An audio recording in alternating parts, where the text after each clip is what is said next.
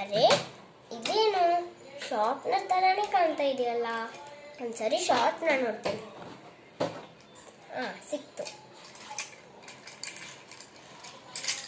ಇದೊಂದು ಬಿದ್ದೋಯ್ತು. ಒಂದ್ಸಲ ಹಿಡಿದು ಟ್ರೈ ಮಾಡ್ತೀನಿ. ಇದು ನಿಜವಾಗ್ಲೂ ಶಾರ್ಪ್ ಮಾಡಿ. ಇಲ್ಲಿ ಕಸ ಬೀಳುತ್ತೆ ಹಾಗೂ ಇಲ್ಲಿ ಹಿಡಿಯಕ್ ಬೇಕು. ಅದಕ್ಕೆ ಹಿಡಿದ್ರೆ ನೋವಾಗುತ್ತೆ. ಏನು ಮಾಡಲಿ? ನನ್ನ ಹತ್ರ ಒಂದು ಐಡಿಯಾ ಇದೆ. ನನ್ನ ಹತ್ರ ಒಂದು ಆಟ ಸಾಮಾನಿದೆ.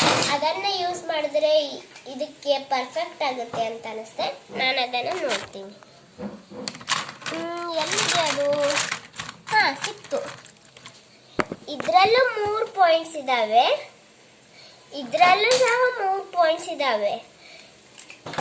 ಇಲ್ಲಿ ಒಂದು ಜಾದು ಥರ ಹಿಂಗೆ ಚಾಕು ಥರನೇ ಇದೆ ಸೇಮು. ಬಟ್ ಇದು ಚಾಕು ಅಲ್ಲ. ಇದು ಹಿಂಗೆ ಯಾವುದಾದ್ರೂ ಹೋಗಂದ್ರೆ ಹೋಗಲ್ಲ. ಹಿಂಗೆ ಸರಿಸೇ ಹಿಂಗೆ ಮಾಡಬೇಕಂತಿದೆ. ಅದಕ್ಕೆ ನಾವು ಇದೊಂದು ಕೂಡಿಸಿ ನೋಡ್ತೀನಿ, ಟ್ರೈ ಮಾಡ್ತೀನಿ. ಇದು ಪರ್ಫೆಕ್ಟ್ ಆಯಿತು. ಆದರೆ ಇದು ಶಾರ್ಪ್ ಮಾಡೋಕ್ಕೆ ಕರೆಕ್ಟು.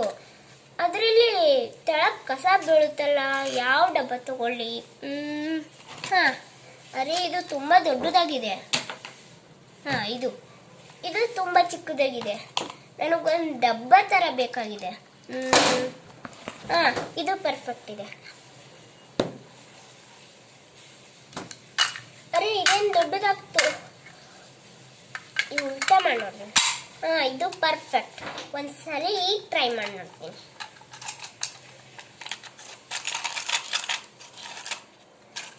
ಇದು ನಿಜವಾಗ್ಲೂ ಶಾರ್ಪ್ನರ್. ನೋಡಿ ಫ್ರೆಂಡ್ಸ್, ಇದು ಶಾರ್ಪ್ ಆಯ್ತು. ಹಾಗೆ ನೋಡಿ ಇಲ್ಲಿ ಕೂಡ ಕಸ ಬಂದಿದೆ.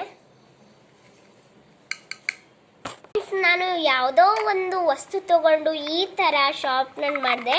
ಇದೇ ಥರ ನೀವು ಒಂದು ಯಾವುದಾದರೂ ವಸ್ತು ತಗೊಂಡು ಈ ಥರ ಮಾಡಿ, ಈ ಥರ ಆದ ಮೇಲಕ್ಕೆ ನೀವು ಶೇರ್ ಮಾಡಿ, ಕಮೆಂಟ್ ಮಾಡಿ.